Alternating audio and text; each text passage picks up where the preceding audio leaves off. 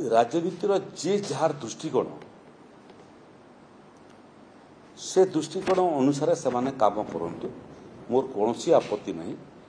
जो माने निजर दल को संगठित कर आगामी निर्वाचन रे जितिया पे प्रयास करेंगे से मोर शुभकामना भल काम करंतु।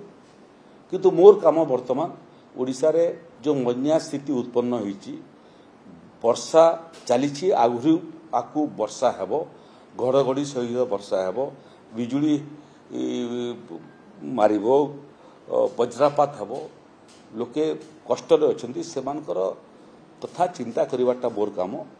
ये परिस्थिति रे जो मैंने राजनीति कथा चिंता कर निजर भविष्य कथा चिंता कर करंतु मु एवं ओडिशा सरकार ओडिशार लोक मानकर प्रत्येक मुहूर्तर दुर्दशार खबर नौचु असुविधार खबर नौचु समाधान करने चेष्टा करुचु।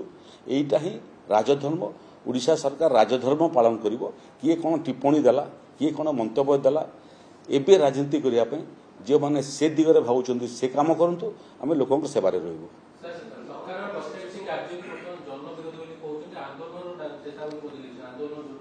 जन विरोधी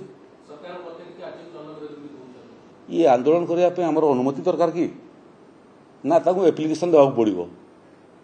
जे आंदोलन करे से कहे नहीं जे कहे से करे नहीं लोक दुर्दशारे थांतु आम लोकों सेवारे थिबु आ से आंदोलन करंतु से आंदोलन करने बहुत बहुत बहुत शुभकामना।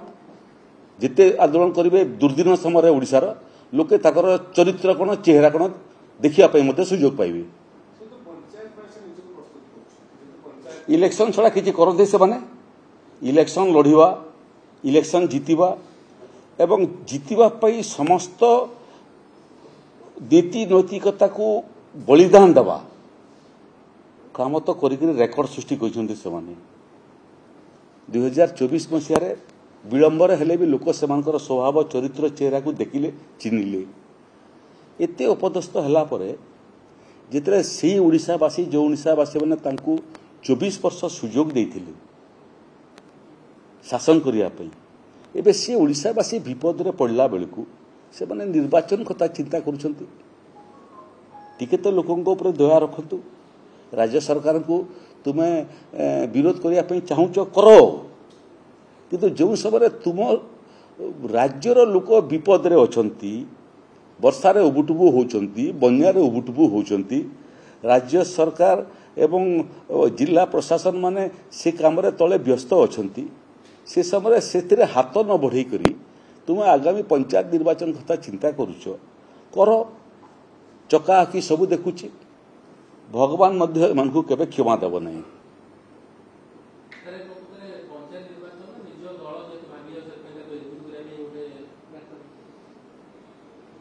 देखंतु गोटे ढग अच्छी बुड़ी मला गोड़ तलकू तलकू जे पानी रे बुड़े तार गोड़ तलकू तलकू जाए। इमानकर जदि गोटे वर्ष 3 मासर रेकर्ड देखिए आपण क्षमतारू गला परे इमान को राति निद्रा हो नहीं क्षमतारू बाहर रही बंचीबाटा माने शिखी नाहांती। गोटे गणतंत्र रे सरकारी दलर जेतिकी भूमिका थाए एवं जेतिकी उत्तरदायित्व थाए गोटे विरोधी दलर मध्य सेतकी भूमिका थाए सेतकी उत्तरदायित्व थाए। केबे सरकार थिला बेलको आमे आम विरोधी दलर दायित्व तुलेलु आम जिते सरकार अच्छु तुम विरोधी दलर दायित्व तुलौ ना आमर भूल भटका को लोकलोचन को आणु ना आमको परामर्श दौ ना सेटा सुस्थ गणतंत्र संकेत किछि नहीं।